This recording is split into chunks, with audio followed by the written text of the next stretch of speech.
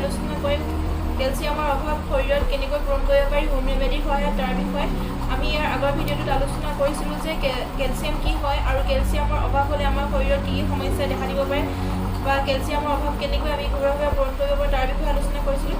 যদি আপোনালোকে সেই ভিডিঅ'টো চোৱা নাই তেতিয়াহ'লে মই ডেছক্ৰিপশ্যনত তাৰ লিংকটো দি দিম, আপোনালোকে তাত গৈ ভিডিঅ'টো চাব পাৰিব।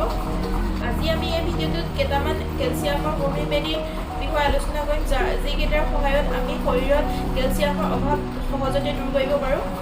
তেনেহ'লে আহক বেছি পলম নকৰি আজি ভিডিঅ'টো আৰম্ভ কৰোঁ।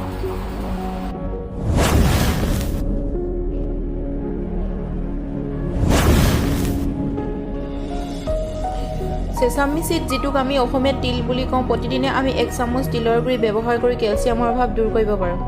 1 চামুচ তিলত এৰাউণ্ড 8.8 মিলিগ্ৰাম কেলছিয়াম থাকে। আমি খোৱা আহাৰৰ লগত বা চুপ আদিত এড কৰি আমি সেৱন কৰিব পাৰোঁ। তেনেকৈ কৰিলেও আমাৰ শৰীৰত কেলছিয়ামৰ অভাৱ দূৰ হয়। দ্বিতীয়তে 1 গিলাচ গাখীৰৰ লগত 1 চামুচ তিলৰ গুড়ি এড কৰি মিশ্ৰণখিনি ভালদৰে মিহলাই দিনত 3 বাৰকৈ খালেও কেলছিয়ামৰ অভাৱ দূৰ হয়। তৃতীয়তে 1 গিলাচ পানীত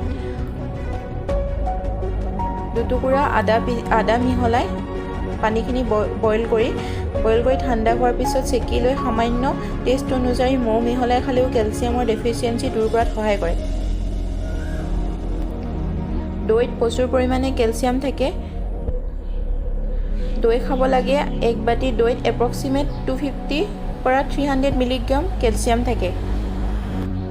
ইয়াৰ উপৰিও অশ্বগন্ধা এটা আয়ুৰ্বেদিক হাৰ্ব হয় যিটোৱেও আমাৰ কেলছিয়াম ডেফিচিয়েঞ্চি দূৰ কৰাত হেল্প কৰে। ইয়াৰ উপৰিও বাদাম, ভিটামিন ডি যুক্ত খাদ্য, সেউজীয়া শাক পাচলি, ফল মূল, অমিতা, কমলা, লিচু, আনাৰস আদিতো কেলছিয়ামৰ ভাল উৎস হয়। আজিলৈ ভিডিঅ'টো ইমানতে শেষ কৰিছোঁ। ভিডিঅ'টো যিমান পাৰে সকলোকে শ্বেয়াৰ কৰিব যাতে সকলোৱে উপকৃত হয়। চেনেলটো ছাবস্ক্ৰাইব কৰিব আৰু লাইক, শ্বেয়াৰ এণ্ড কমেণ্ট কৰিব। পুনৰ লগ পাম মোৰ অন্য এটা হেল্থ ৰিলেটেড ভিডিঅ'ত। Thank U.